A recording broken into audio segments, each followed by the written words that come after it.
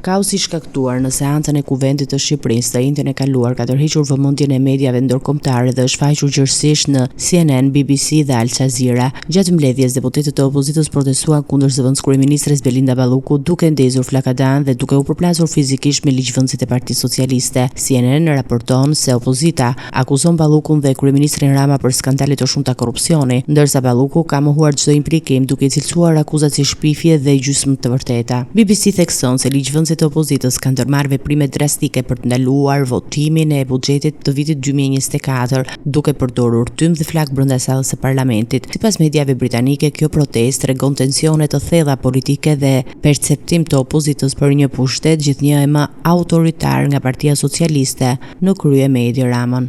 Al Jazeera thekson gjithashtu rëndësinë e këtij incidenti si një sinjal të mosqëndrueshmërisë së qeverisjes dhe përçarjes brenda skenës politike shqiptare, duke vënë dukje se seanca e ka kthyer parlamentin një aren konflikti fizik dhe verbal. Analistët e huaj vlerësojnë se këto përplasje mund të kenë ndikim edhe në imazhin ndërkombëtar të Shqipërisë, veçanërisht në kontekstin e integrimit evropian dhe bashkëpunimit me institucionet ndërkombëtare.